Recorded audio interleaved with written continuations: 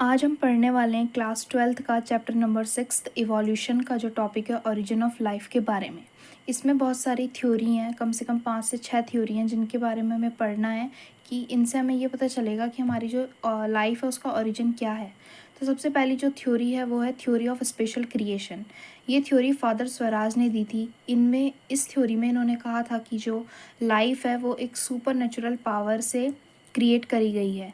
इन्होंने ये भी कहा था कि जो लाइफ है वो केवल 6 दिनों के अंदर ही बन गई थी, और ऐसा भी कहा कि जो आज हम डाइवर्सिटी देखते हैं वो ही डाइवर्सिटी पहले भी रही होगी और आगे भी यही डाइवर्सिटी रहने वाली है। और कहा गया था जो अर्थ है वो 4000 साल पुरानी है। ये सब इस थ्योरी ऑफ स्पेशल क्रिएशन में आता है। उसके बाद जो नेक्स्ट थ्योरी आती है वो है थ्योरी ऑफ कैटास्ट्रॉपिज्म। इस थ्योरी में ऐसा कहा गया था कि जो ओरिजिन है हमारी लाइफ का वो एक पुरानी जो एग्जिस्टिंग लाइफ होती है उसमें से ही नई लाइफ बनी थी, जिसे हम कैटास्ट्रॉफिक इवेंट्स कहते हैं। थर्ड थ्योरी आती है हमारी एक्स्ट्रा टेरेस्ट्रियल थ्योरी, जिसे हम और कहते हैं थ्योरी ऑफ पेनिस्पर्मिया और कहते हैं कॉस्मोजोइक थ्योरी। इसमें कहा गया था कि जो लाइफ है वो एक कोई दूसरे यानी कि अदर प्लेनेट से आई थी सीड और स्पोर की फॉर्म में, और उसी से हमारी लाइफ का ओरिजिन हुआ है। नेक्स्ट थ्योरी हम पे आती है थ्योरी ऑफ ए बायोजेनेसिस और थ्योरी ऑफ स्पॉन्टेनियस जनरेशन। इसमें ऐसा कहा गया था कि जो लाइफ है वो किसी नदी के किनारे जो मिट्टी होती है उसमें से लाइफ का ओरिजिन हुआ है। जैसे कि जो नदी होती है उसके किनारे में जो मिट्टी होती है उसमें से ही रेप्टाइल्स, एम्फीबियन और इंसेक्ट का जन्म हुआ है। और ऐसा भी इस थ्योरी में कहा गया था कि अगर हम किसी बंद कमरे में कुछ ग्रेन्स और एक स्वेटी शर्ट को रखेंगे तो उसमें से माइस का ओरिजिन हो जाएगा। इसके बाद नेक्स्ट थ्योरी आती है थ्योरी ऑफ बायोजेनेसिस। इस थ्योरी ने थ्योरी ऑफ ए बायोजेनेसिस को गलत प्रूफ करा था। इस थ्योरी को हम कहते हैं life generation life come from pre existing, यानी कि जो लाइफ है वो एक पुरानी किसी चीज़ से आई है।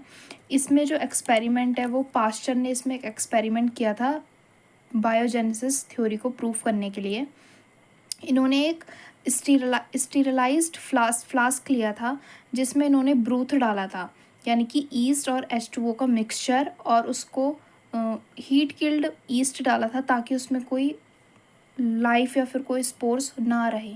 और एक फ्लास्क उन्होंने लिया था जिसकी नेक जो है वो एस शेप हो, और एक फ्लास्क उन्होंने लिया था कि जो ऊपर से टूटी हुई हो। तो उन्होंने देखा जो एस शेप की फ्लास्क का जो नेक है उसमें अगर कोई बाहर इन्वायरमेंट में कोई स्पोर्स या फिर कुछ वायरस बैक्टीरिया आए तो वो उस एस शेप की ट्यूब में रुक जाएं।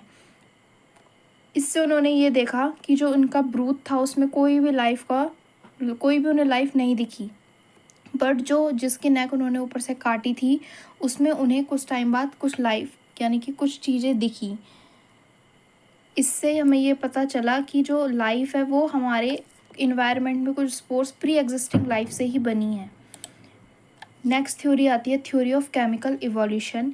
ये एक बहुत ज़्यादा वाइडली एक्सेप्टेड थ्योरी है ओरिजिन ऑफ लाइफ की।